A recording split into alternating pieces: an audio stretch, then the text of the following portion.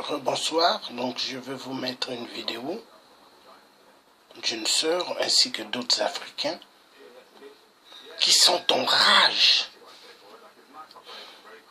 contre la politique française vis-à-vis dans nos pays qui sont l'Afrique. Notre continent, l'Afrique, va très mal à cause de la mauvaise politique, égoïsme de la France, qui veut s'emparer de tous les minéraux africains, violenter sexuellement les femmes, les tuer, violenter sexuellement les enfants, parce que la majorité sont des pédophiles, donc ils font des carnages. Au XXIe siècle, nous avons vu, très choqués, la vente des Africains, des Noirs en Libye. Non. Donc je vous mets une sœur et après je mettrai autre chose. Mais je suis sidéré. Sidéré. À bientôt. Emmanuel Macron. Après avoir suivi son discours, je suis tellement énervée que je ne pouvais pas attendre d'arriver chez moi pour lui répondre. Macron, hier, votre prédécesseur Sarkozy a dit que le problème de l'Afrique va être inscrit dans l'histoire. Aujourd'hui, vous dites que le problème de l'Afrique, c'est un problème de civilisation. S'il est peut-être vrai que le problème de l'Afrique, c'est de ne pas être entré dans l'histoire, votre problème aujourd'hui, c'est que vous êtes en train de sortir de l'histoire. Hier, vos ancêtres sont venus en Afrique, en terre bénite, pour rechercher l'asile. L'Afrique, dans son esprit d'accueil, dans son esprit humanitaire, a ouvert la place à vos ancêtres. Vos ancêtres ont volé sur nous nos richesses, notre culture, notre savoir, jusqu'à notre spiritualité. Et ensuite, ils ont détruit l'Afrique et ils sont revenus prétendre que nous ne savions rien avant leur arrivée. Ils ont écrit pour nous notre histoire. Ils ont dressé les Africains les uns contre les autres. Ils ont fait de nous les frères ennemis. Si cette ruse a marché pendant longtemps, vous vous rendez compte aujourd'hui malheureusement qu'il y a une nouvelle génération d'Africains aujourd'hui qui est en éveil. Une nouvelle génération d'Africains qui a finalement conscience de son histoire, qui a finalement pris conscience d'où il vient. Et cette génération-là vous fait peur. Vous vous rendez compte aujourd'hui que si vous avez réussi à transformer nos parents qui ont la responsabilité de nous gouverner en tentant pour qu'ils travaillent pour vous, vous vous rendez compte que ça ne va plus durer longtemps. Ça ne va plus durer longtemps parce que la jeune génération d'Africains n'est en rien semblable à nos parents ou à nos ancêtres. Et ça vous fait énormément peur. Et vous vous rendez compte que vous êtes en train de sortir de l'histoire. Emmanuel Macron, on ne crache pas sur la main qui te nourrit. L'Afrique vous nourrit. C'est grâce à l'Afrique que l'Europe et par-delà même la France survit encore. C'est par l'exploitation de nos richesses que vous survivez. À peine tu es devenu président de la France, tu as déjà effectué au moins 2 voyages en Afrique. Quelques semaines seulement après ton installation, ton premier voyage c'était au Mali. Et c'était pour y faire quoi? Aujourd'hui, tu fais semblant de déplorer le terrorisme. Vous avez créé le terrorisme pour nuire aux autres pays du monde. Mais par effet boomerang, ça vous retombe à la figure. Vous envoyez vos militaires, par exemple au Mali et partout en Afrique, pour prétendre lutter contre ce terrorisme. Mais on a vu vos militaires dans les sous-sols au Mali en train d'exploiter l'or malien. Vous continuez à voler nos richesses. Mais ça ne va plus durer, Macron. Et ça, tu le sais. Tu le sais parce que tu te rends compte aujourd'hui la prise de conscience générale en Afrique. Et ça te fait énormément peur. Dans l'égoïsme qui caractérise fondamentalement les Européens, vous ne faites pas d'enfants. La preuve, tu as épousé une femme qui a l'âge d'être ta grand-mère. C'est ta vie, je n'y pas là-dedans.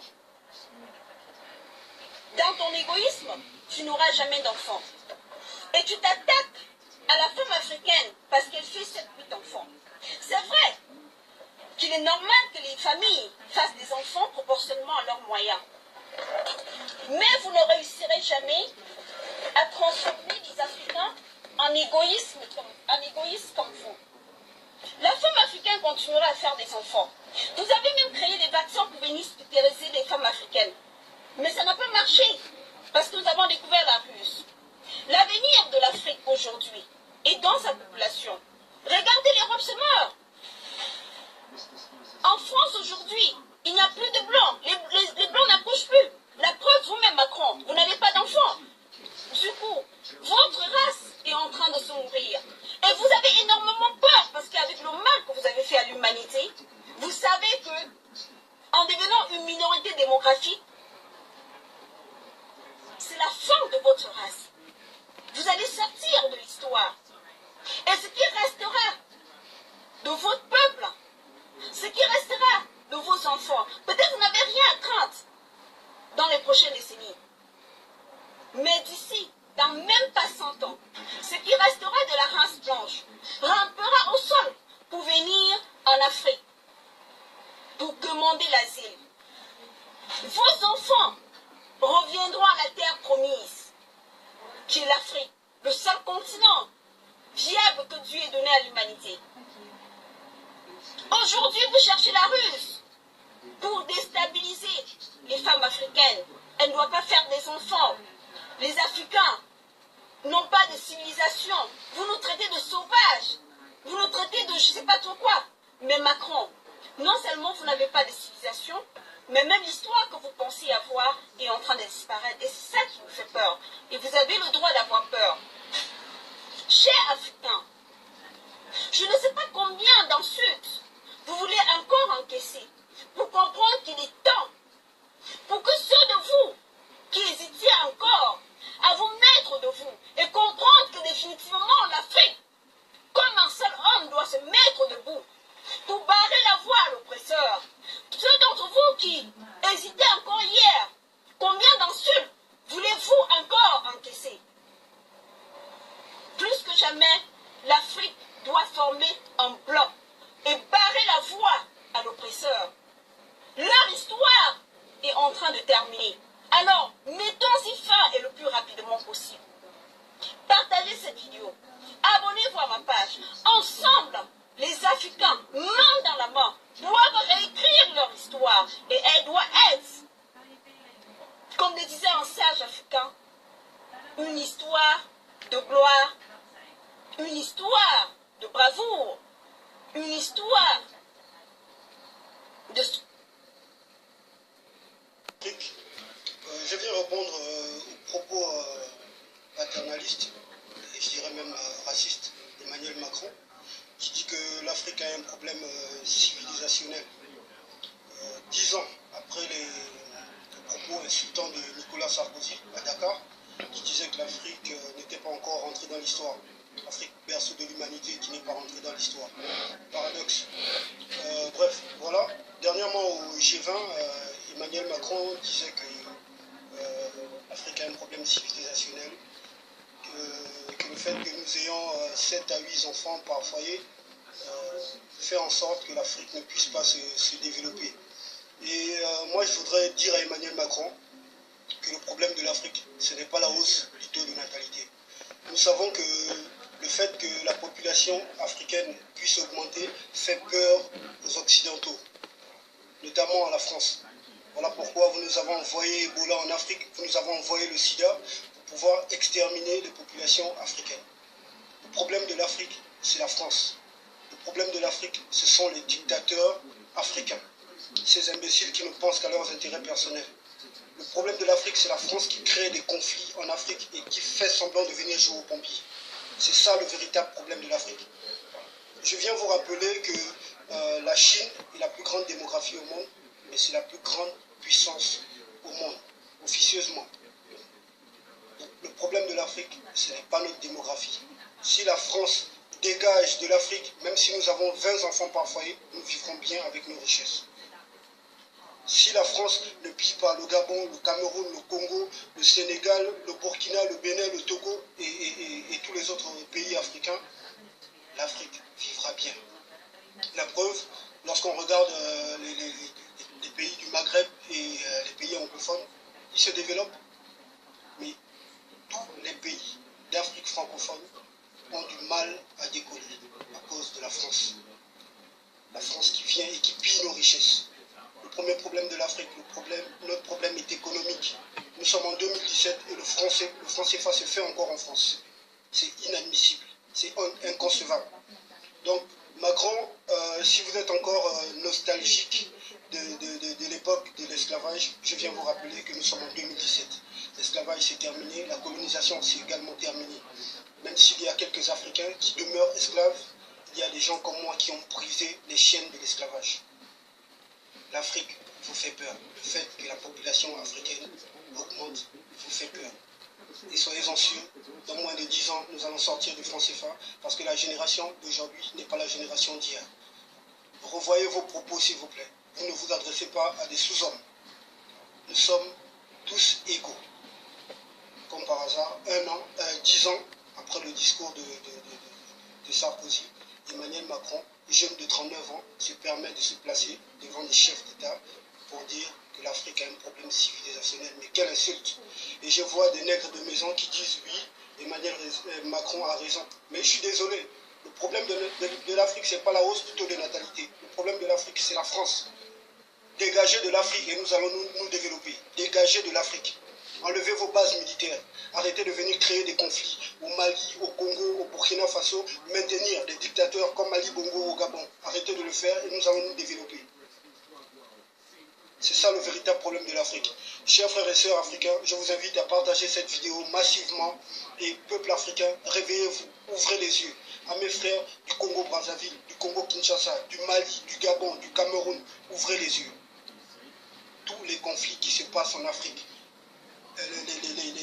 les djihadistes, les islamistes, c'est la France qui les amène chez nous. Ils sont derrière Boko Haram, ils sont derrière les crimes qui se passent en ce moment au Mali. Ce sont eux qui viennent créer des conflits chez nous, qui imposent les dictateurs. Et après, qui viennent dire que l'Afrique a un problème civilisationnel parce que nous avons 7 à 8 enfants dans chaque foyer. Mais quel triste langage. Chers frères africains, ouvrez les yeux. Ouvrez les yeux, l'heure est grave. Nous devons libérer notre continent. Nous devons chasser cette France de notre continent pour pouvoir nous développer.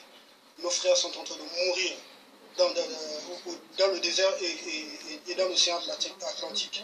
Tout ça parce que la France continue de piller chez nous. Et parce que ces imbéciles de dictateurs ne pensent qu'à leur ventre au lieu de penser aux populations. C'était mon message. On est ensemble. Je vous invite à liker la page Moana Winchi, l'enfant du pays, à vous abonner également, inviter vos contacts. On pousse, on serve. Africa Unite. De tourner la caméra et on va donc essayer d'écouter ce message audio et on va essayer de voir. Ça n'est peut-être pas aujourd'hui beaucoup de pays africains. Le pays a un impôt colonial en France et cela malgré l'indépendance. 14 pays africains sont obligés par la France, à travers le pacte colonial, de mettre 85% de leur réserve à la Banque centrale de la France, à savoir le Bénin, le Burkina Faso, la Guinée-Bissau, la Côte d'Ivoire, le Mali, le Niger, le Sénégal, le Togo, le Cameroun, la République centrafricaine, le Tchad, la République du Congo, la Guinée équatoriale et le Gabon. Enfin, sachez que la France ne leur permet d'accéder qu'à seulement 15% de leur argent par an. S'ils ont besoin de plus, les pays africains doivent emprunter. Bon, voilà. C'est un message audio qui dit tout. Hein, qui dit tout. Vous avez entendu dans ce message audio ces pays qui ont été cités. Il y en a plus de 14 pays. Ces pays-là qui sont rattachés à la monnaie du franc CFA. Ces pays-là payent l'impôt à la France. 85% de leur PIB sont déversés au niveau de la Banque de France. Donc ces pays-là ne survivent qu'avec 15% de leurs revenus, de leur propre revenu. C'est choquant démographiquement. Et c'est une escroquerie qui a toujours continué à évoluer de cette façon pendant des années et des années, encouragée par les Nations Unies, encouragée par tous ces grands pays, les grandes nations. 85% de leurs revenus, plus de 14 pays, l'impôt à la France, l'impôt colonial à la France, 85% de leurs revenus. Ce pays-là ne survivent que de 15% de leurs revenus. donc si ce pays-là veulent plus d'argent, mais ils sont obligés d'aller emprunter avec plus d'intérêt. Mais ça pousse à réfléchir. Hein. Il faut que nous, en tant que jeunes Africains, en tant que jeunes justement, en tant que nation, on ne peut pas accepter ce genre de choses. On ne peut plus continuer à accepter. Bon, maintenant c'est quoi la stratégie derrière ce sommet-là? Vous voyez bien que ces gens-là, les Européens, l'Union européenne est une organisation, on peut le dire, mafieuse, et qui est en train de pouvoir appauvrir l'Afrique de plus en plus. L'Union européenne est un groupe qui s'est, on peut dire, balisé autour des Nations Unies avec des pays qu'on appelle des pays partenaires. Ils seront toujours là pour piétiner l'Afrique, pour dominer. Donc ils ont mis des lois et des règles de dominance totale sur l'Afrique. Et ce qui est très intéressant, c'est que toutes les lois internationales, les règles internationales sont faites autour de l'Union européenne. Éventuellement, ce sont les mêmes lois qui sont déversées au niveau des Nations Unies. Donc une protection des grandes puissances vers nous les peuples d'Afrique. Et démocrates du monde entier, ceux qui ont l'habitude de nous suivre, nous avions ici une certaine vision de voir les choses différemment. Jusqu'au XXIe siècle, l'Afrique, où les jeunes Africains ne peuvent plus continuer à subir. On peut dire, continuer à être colonisé économiquement. Chers amis, nous avions vu plusieurs mouvements. Une formation de 5 pour l'Afrique, hein, parce que s'il faut le dire, l'Afrique aujourd'hui est divisée en 3 groupes. Il y a l'Afrique du Nord, donc l'Afrique, on appelle les Maghrébiens, l'Afrique de l'Ouest, vous voyez, et vous avez l'Afrique centrale, de manière générale. Donc, dans la politique de l'Union européenne, qu'est-ce qu'ils ont fait? Ils ont brisé l'Afrique de cette façon-là. Là où il y a des pays maghrébins, parce qu'ils savent que les Arabes, ils sont un peu plus chauds que nous. Hein? Les Arabes, ils sont un peu plus combatifs, dans le sens où ils ne plaquent pas. Ils se lancent dans le chemin où nous, les Noirs, nous avons peur de se lancer. Donc, qu'est-ce qu'ils ont fait? Ils ont beaucoup plus investi dans leur État. Nous voyons par exemple les économies marocaines. Elles sont très évoluées. Hein? La plupart d'eux viennent investir au Maroc. Nous voyons les économies de l'Algérie, du point de vue économique, il y a une relation qui lie l'Algérie à tous ces pays européens. Et nous voyons la Tunisie. Donc, tu vois, tous ces pays-là sont ouverts à des grands investissements. Et en Afrique noire, qu'est-ce qu'ils ont fait? Le Sénégal a une certaine considération qui est totalement différente. On a ciblé donc le Sénégal comme un pays où on peut pouvoir injecter plus des investissements dans les pays noirs. Donc nous voyons aujourd'hui, le Sénégal est en train de se développer avec de nouveaux projets, une nouvelle ville qui est en train de se faire construire, des aéroports, des grands investissements sont en train d'arriver au niveau du Sénégal. On veut faire du Sénégal comme le pays phare de cette Afrique noire. Parce que la plupart, mais en fin de compte, le plan qui est derrière, c'est aussi vouloir considérer le Sénégal comme un petit paradis fiscal au niveau de l'Afrique. Vous voyez? Donc, où les grandes puissances, les grands économistes, ceux-là qui détiennent des moyens, sont en train de venir injecter leur argent avec une possibilité de pouvoir couvrir les taxes et cette affaire de magouille internationale. C'est cela ce qui est en train de se passer. Voilà pourquoi vous avez même vu Macky Sall arriver à faire, dans son interview, il a dit qu'il est maintenant prêt à aller déboulonner tous les chrétiens dictateurs d'Afrique qui ne veulent plus respecter les constitutions parce qu'on lui a donné ce pouvoir-là de le faire. Et éventuellement, Macky Sall va commencer à le faire. Et vous avez donc cette Afrique de l'Ouest qu'on a divisée, on a appelé le groupe 5, c'est-à-dire le Sahel. Dans le Sahel, on voit le Tchad, on voit le Tchad, on voit le Mali, on voit la Mauritanie, on voit le Niger et puis on voit la France. Vous voyez? Donc on a pensé mettre un peu CEDEAO, de politique monétaire plus intelligente, des investissements d'accompagnement. Et éventuellement, on est en train de pousser de le regrouper maintenant avec le Nigeria pour pouvoir créer une monnaie qui va donc ouvrir cette zone-là, qui va donc être supportée par l'Union européenne. En fait, encore une forme de colonisation, mais un peu plus rétrécie. Éventuellement, en emmenant des pays anglophones comme le Nigeria. Éventuellement, l'individu qu'ils ont trouvé, qui est plus faible, hein, qui va donc s'accoler à cette idée, éventuellement c'est le président Barry, le président du Nigeria. Éventuellement, c'est Ouattara, le président Ouattara, qui peut le convaincre pour qu'il rentre dans ce cercle-là. Et ils sont en train d'avancer comme ça. Et vous avez donc l'Afrique centrale, où une zone qui est très riche en matière, en minerais, très riche en économie, du point de vue matière première, mais ils ont donc mis des individus qui seront là pour briser cette Afrique centrale. C'est-à-dire dans le sens où ces gens-là seront là pour briser leurs économies, voler les matières premières, les donner aux Européens, vous voyez, et on garantit la sécurité et la richesse de ces reptiliens-là, c'est sur l'État. Ce sera le grand plan. Et les conséquences de toute cette division-là, éventuellement, c'est l'exode de la jeunesse africaine qui doivent donc sortir pour aller chercher mieux ailleurs. Parce que, qu'on ne veut pas, pour un être humain qui vit dans des conditions pareilles, désormais, dans les régions d'Afrique, quand on arrive à 17 ans, on n'a plus de perspective. On doit donc chercher à sortir pour aller trouver mieux ailleurs. Et c'est ce qui est réellement qui est en train de se dessiner dans notre Afrique. Le chemin qu'on trouve le plus facile, éventuellement, c'est passer par la Libye. Parce que par la Libye, il y a cette possibilité-là de rentrer au niveau de l'Europe. Mais ces jeunes Africains ne sont pas partis d'eux-mêmes, parce qu'il y a déjà un système tracé par l'Union européenne en complicité avec les préfets que nous appelons ceux qui sont aujourd'hui à la tête des États africains. C'est ce qui est en train de se passer. Deux politiques sont à l'intérieur.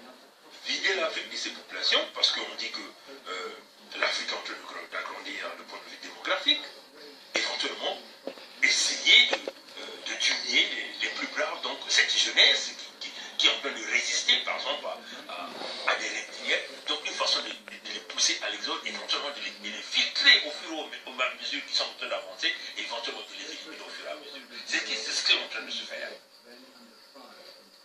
Maintenant, nous avons eu l'évolution de ces jeunes Africains, des mouvements de lutte contre anti-franc CFA. Tous ces jeunes se sont levés. Les gens ont compris que l'Europe ne peut plus continuer à manipuler, ne peut plus continuer à voler l'Afrique, ne peut pas continuer à briser l'Afrique. Et tous ces jeunes-là ont compris. Maintenant, qu'est-ce que l'Europe fait? L'Europe donc continue à partir avec des politiques d'exclusion. On exclut la jeunesse. Éventuellement, on organise ce genre de sommet avec ce qu'ils ont appelé les chefs d'État africains, mais qui ne sont pas les chefs d'État africains. Parce qu'on ne peut pas vous dire qu'en 2 jours, vous allez résoudre les grands problèmes économiques qui vont se faire dans l'Afrique et l'Europe. C'est quasiment impossible. Pour une première fois, vous allez voir Angela Merkel, ce sera à ce sommet à Abidjan. Démocrates africains, ça vous pousse à réfléchir. Ils ont intitulé ce sommet sous le thème de la formation des jeunes, le développement et le développement des énergies renouvelables. C'est cela le sujet phare de ce sommet-là. La formation des jeunes.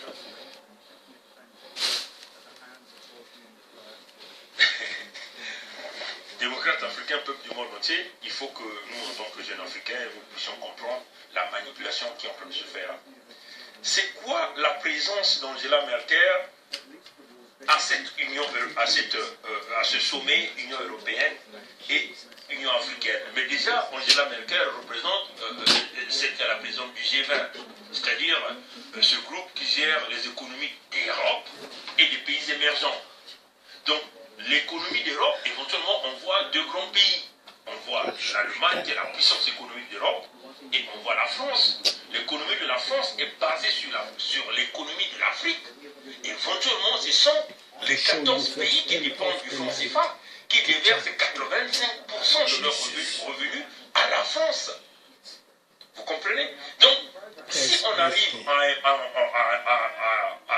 amputer les 85% de chaque pays africain, donc les 14 pays qui déversent les 85%, vous verrez que l'économie de l'Europe va se briser. L'Europe va complètement se briser, se diviser. Donc Angela Merkel arrive comme un sauvetage de la France dans l'économie de l'Europe. Donc il faut sauver l'Afrique, il faut sauver l'Europe. Pour sauver l'Europe, il faut sauver la France. Pour sauver la France, il faut donc empêcher les 14 pays de sortir de la zone CFA. Et on a choisi des gens qui vont faire ce sale boulot. Vous avez Macky Sall, le président du Sénégal. Vous avez Alassane Dramane Ouattara, le président de la Côte d'Ivoire, qui est en train de faire ce sale boulot-là.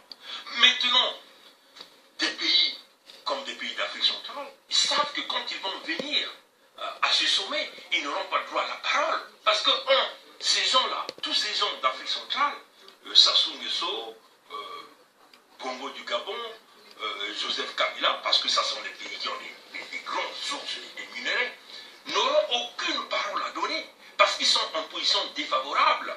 On peut les éjecter à n'importe quel moment. Premièrement, ils n'ont jamais gagné d'élection pour les uns et les autres. Deuxièmement, ils sont impopulaires dans leur pays. Et troisièmement, leur jeunesse ne veut plus leur voir. Donc, vous comprenez que le système a été tellement bien rodé, si bien qu'on a mis un certain nombre de gens en situation défavorable, si bien que quand ils vont se rendre à ce sommet, ils ne feront que bouger la tête comme des moutons, accepter tout ce qui va se décider à ce sommet. Démocrates africains, la crise des migrants libyens que nous sommes en train de voir, mais ça n'a pas été créé, ça n'a pas été dévoilé au hasard, ça a été tracé. Les Européens sont au courant. Vous voyez, ce matin, j'ai suivi l'émission sur RFI, Daniel Foucault. Ceux qui ont l'habitude peuvent repartir à RFI.fr. Vous verrez qu'il a passé son émission, je crois que le titre c'est Débat africain, esclavage en Libye, qui est responsable? Ça c'était le titre, il y a eu pas mal d'invités, mais il y a eu un monsieur qui a parlé à ce sujet, ce monsieur s'appelle Thierry Alafa Duverger. Thierry Alafa Duverger, il est le directeur général de Médecins Sans Frontières et de MSF France. Vous voyez, ce monsieur a dit qu'ils ont alerté les autorités européennes, l'Union européenne, ils ont rédigé des rapports, ils ont rédigé des lettres publiques, ils ont expliqué ce qui se passait, mais ils n'ont jamais répondu. Donc vous comprenez qu'ils étaient au courant de ce qui se passait en Libye, et de surcroît, c'est eux qui finançaient ce qui se passait en Libye. Donc on finance des groupes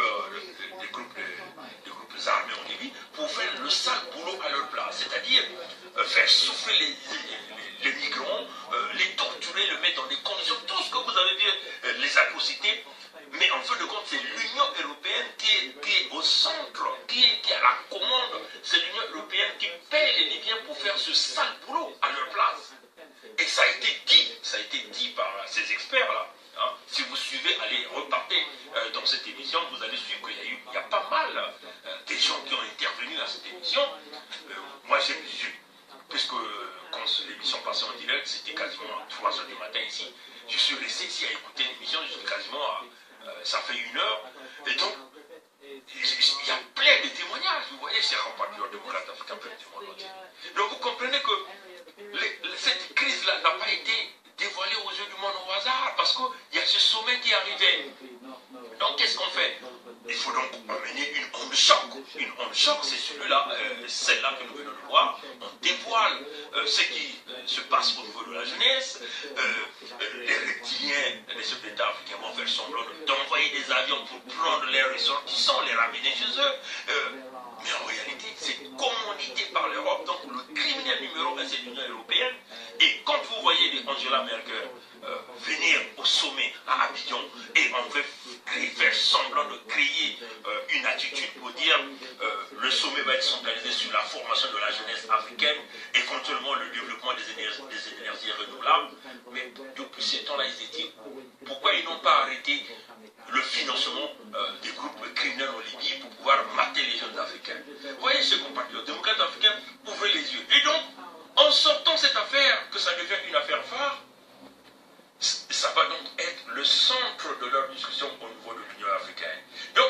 sont en fait une distraction pour pouvoir empêcher les Africains de réellement pour parler des vrais problèmes qui sont revoir le contrat, peut-être que essayer de voir un peu si on va continuer à payer l'impôt, hein, l'impôt là au niveau de la France ou pas. Vous voyez, donc on nous déroute sur une éventuelle discussion économique, une éventuelle renégociation, vous voyez, du développement économique, une éventuelle renégociation sur tous les taux que nous payons à la France, c'est-à-dire les 85% de nos revenus que nous payons à la France. Donc on va nous dérouter de ce chemin pour que nous parlons des petits sujets qui vont être comme un peu les sujets d'urgence. Vous voyez ce compatriotes. Alors nous nous souvenons, il y a eu lors des sommets CEDEAO France, CEDEAO avec la France, ou encore la CEMAC avec la France, on a vu le ministre économique, le ministre de l'économie français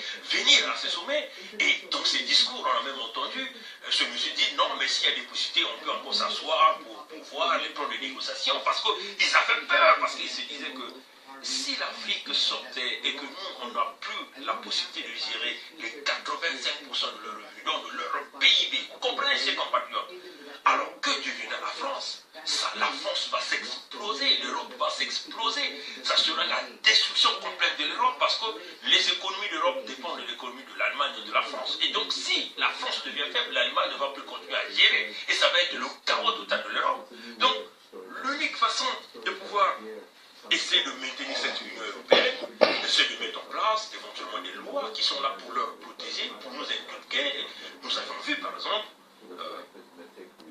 le président Gbagbo qui a dit non, qui a dit on ne peut plus l'accepter.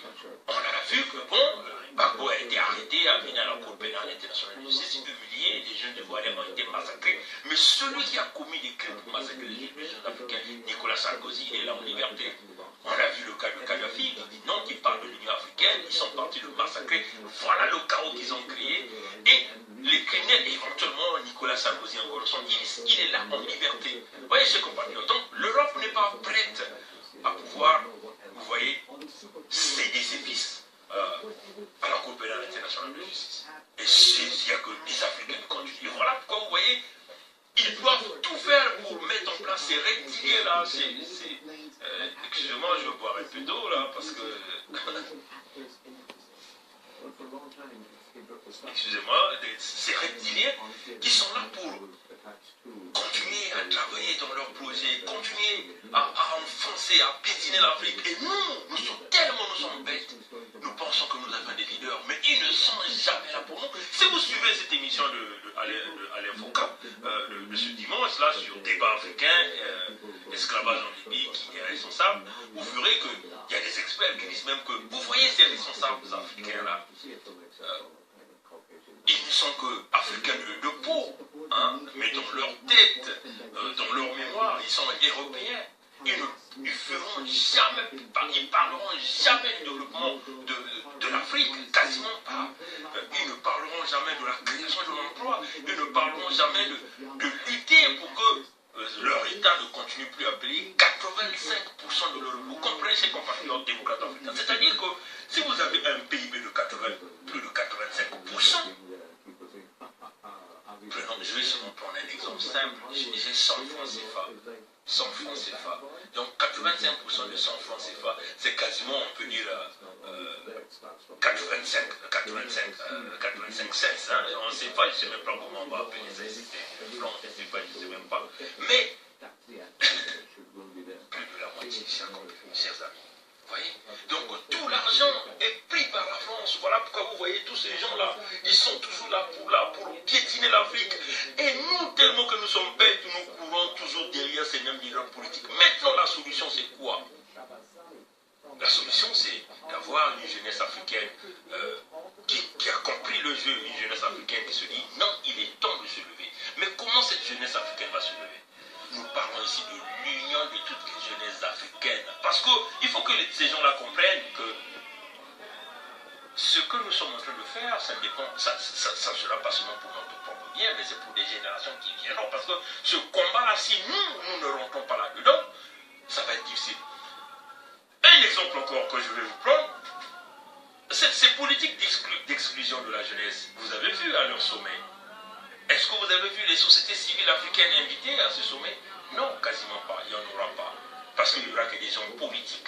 Les gens qui seront là, c'est qui? Ce sont les chefs d'État africains. Vous voyez, il y aura des Sassou Nguesso, il y aura des Macky Sall, il y aura de Ali Bongo, des Joseph Kabila. Il n'y a que le président soudanais qui n'ira pas là. Parce que ce type-là, moi je supporte ces politiques parce que c'est vrai qu'il y a des parfois, c'est aussi un dictateur, mais parfois il a d'autres visions politiques. Vous voyez, chers amis. Donc, démocrates africains, c'est à nous de protester. Maintenant, j'ai envie de à savoir si le mouvement de Kébi Séba a préparé les gens pour mener des grandes manifestations à ce sommet. Parce que nous avons déjà vu au Burkina, M. Macron arrivera au Burkina peut-être aujourd'hui ou demain, il y a déjà des groupes qui se préparent pour des grandes manifestations au Burkina, mais comme vous le voyez, les Burkinabés ont aussi leur opposition. Malheureusement, c'est encore un reptilien qui est venu à la tête. Et toutes les affaires sont toujours boycottées. La France continue à protéger Blaise Compaoré, continue à protéger le frère de Blaise Compaoré qui est en France, des dossiers sur l'assassinat de Thomas Sankara, ainsi de suite. Vous comprenez que le mal de l'Afrique demeure la France. Tant que nous ne réussirons pas de sortir de cette monnaie, même les 85% de nos revenus qui sont pris par la France, et que nous, en tant que jeunesse, nous ne comprenons pas que nous devons lutter pour éventuellement éradiquer ce phénomène des reptiliens que nous sommes en train de voir en Afrique, l'Afrique n'ira nulle part. Ce sommet du G20 qui sont en train ils vont organiser à partir de quand, qu'est-ce que ça va apporter? Rien. Vous verrez que les gens qui ont commis des crimes contre l'humanité, comme Ali Bongo, Denis Sassou Nguesso, Joseph Kabila, Nkurunziza, Paul Kagame, Paul Biya, Idriss Déby, tout ce monde-là, ils iront bien là. Ils vont encore aller serrer la main des Européens qui nous parlent des droits de l'homme, qui sont les spécialistes des droits de l'homme, qui sont les spécialistes de la justice, avec cette justice de la Cour pénale internationale de justice.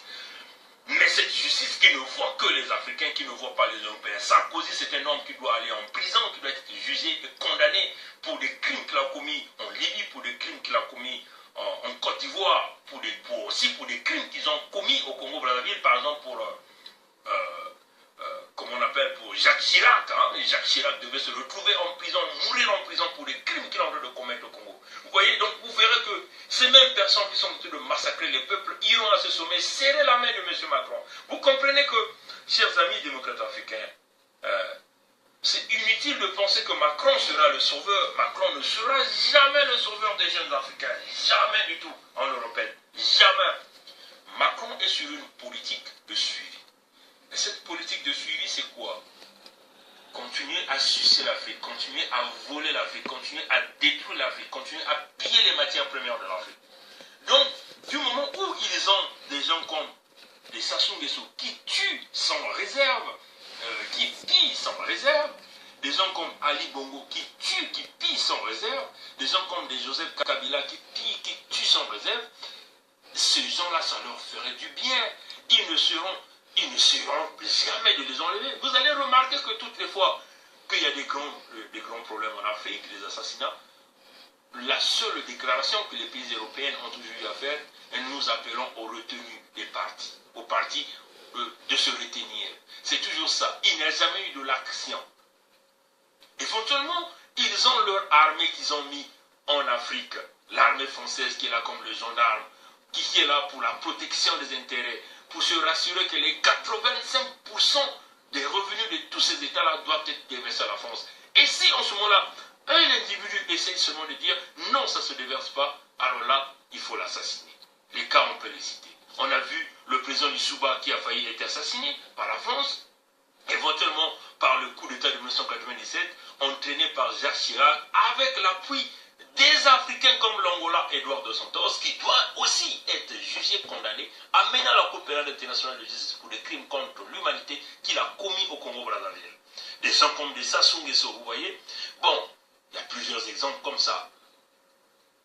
Africains C'est à nous de comprendre. Cette jeunesse doit comprendre qu'il faut s'unir. Maintenant, il ne s'agit pas seulement de faire des discours, mais il faut mener des grandes actions sur le terrain. C'est-à-dire une société civile organisée qui n'a pas de leader. Parce que si vous mettez en place un leader, ils vont cibler ces leaders-là, ils vont se mettre à les assassiner.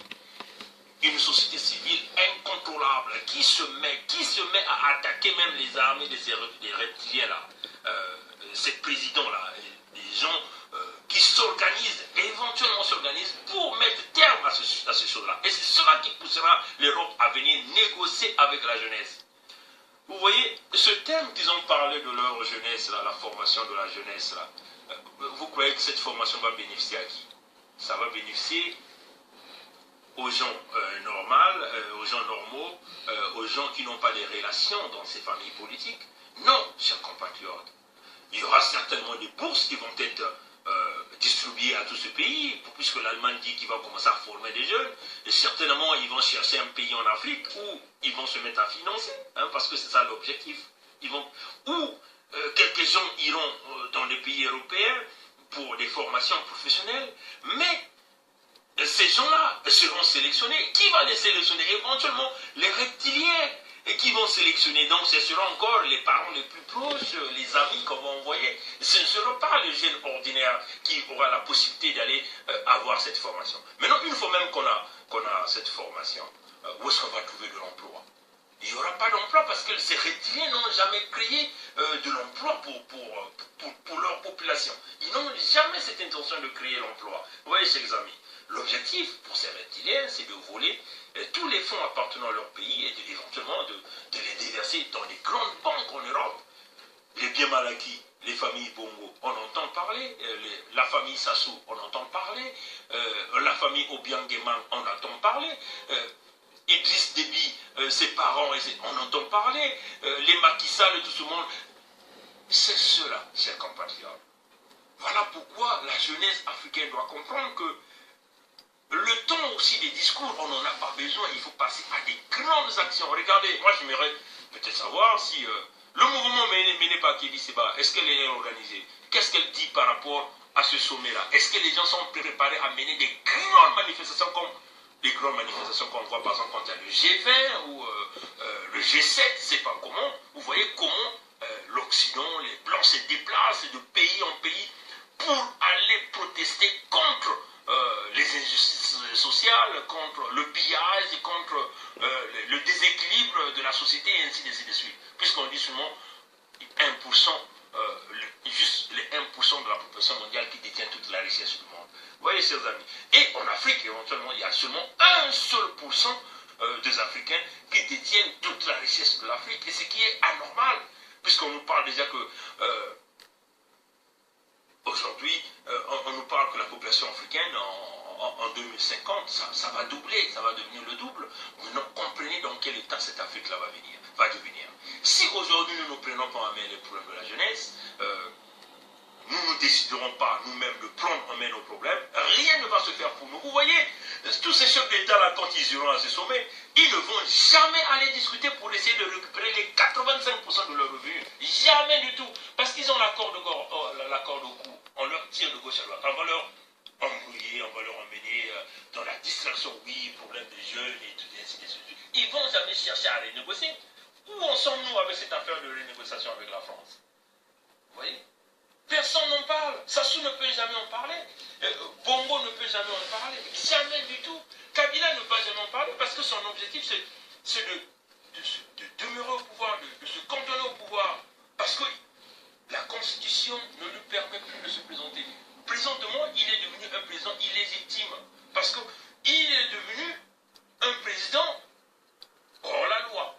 Hors la loi. Et donc, quand il va se sommer pareil, il n'a pas la force de négocier. Vous voyez, chers amis. Quant à Sassou Nguesso, il sait qu'il est en déséquilibre. Il a créé l'apocalypse économique, il a créé le génocide. C'est un criminel. Mais ces gens-là, nous le verrons encore faire cette grande photo de famille avec les Angela Merkel. Vous comprenez, chers compatriotes? Ce n'est pas pour rien que vous verrez Angela Merkel venir à là. L'objectif, c'est de sauver la France, éventuellement sauver l'Europe, parce que si la France tombe, chute économiquement, c'est l'Europe qui va se briser. Et c'est cela la réalité. Hein. L'Allemagne ne va plus continuer à supporter seule l'économie de cette Europe. Mais si la France perd l'Afrique, les 14 pays qui déversent 85% de leurs revenus à la France. Vous voyez, chers amis, ce n'est qu'un vol, ce n'est que de l'escroquerie, ce n'est que le pillage à ciel ouvert, aux yeux de tout le monde, et personne ne dit rien. Personne ne dit rien. La seule façon pour la France de se mettre, c'est de diviser les Africains. Comment diviser? Éventuellement, on choisit quelques chefs d'État africains, parce que moi, je les appelle des présidents poubelles, des reptiliens, des gens qui n'ont aucune vision pour l'Afrique dont ils sont en train de penser. Ce qui compte, ce sont leur honneur, leur meilleure vie qu'ils sont en train de penser. Ce qui compte pour eux, c'est leur famille. Ce ne sont pas leurs États qui comptent, ce n'est pas l'Afrique qui compte pour eux. Ils sont noirs de peau, mais à l'intérieur, ils sont occidentaux. C'est cela la réalité. Vous voyez? Donc, chers amis, la seule façon où l'Afrique va s'en sortir, et surtout, précisément pour l'Afrique noire, hein, parce que vous voyez, la souffrance de l'Afrique noire est due à ces économies qui est éventuellement gérée par la France. Et nous disons clairement et simplement, la France vole l'Afrique, l'Europe vole l'Afrique, l'Europe brise l'Afrique. Et c'est nous, si nous-mêmes on ne se réveille pas, rien ne va se faire. Peuples africains, prenons l'exemple des Chinois. Hein. Aujourd'hui, la Chine s'est développée. Comment la Chine s'est développée? Parce que la Chine a compris qu'il faut rester fermé, il faut construire des grandes écoles, il faut former les nôtres, il faut leur donner une véritable éducation. Et en faisant ça, qu'est-ce qu'on fait? On crée la technologie, on crée les ouvertures. Et en ce moment-là, mais lesquels qui sont allés développer la Chine? Mais ce sont les Européens, ce sont les Américains. Parce qu'ils ont compris que ces gens-là ont la main-d'œuvre, ont la qualification. Ces gens-là détiennent des atouts, les moyens pour pouvoir faire produire l'industrie. Et ce sont eux qui ont amené les investissements. Et les Chinois aussi ont compris par rapport à cela. Ils sont en train de évoluer. Aujourd'hui, les Chinois sont en train de construire des avions à la grandeur de Airbus, plus que même que Airbus. C'est inexplicable. Mais en Afrique, qu'est-ce qui se passe? Le plan des reptiliens, il est dicté par l'Union européenne. Vous ne construisez pas les universités. C'est toutes les universités qui existent en Afrique, c'est des universités qui n'ont aucun niveau. Même l'université de Cheikh Anta Diop qu'on nous fait miroiter de Dakar n'est pas équivalente à une petite université, même un petit collège ici, en Occident. Par la qualité d'éducation, la qualité des matériels, les laboratoires, les expériences, les recherches, ce n'est pas la même chose, chers amis. Le secret de tout cela, c'est pousser les gens à l'éducation, la formation professionnelle. Mais il faut un investissement sur ça. Et ces reptiliens ont une conduite à tenir. On leur dit ce qu'il faut faire.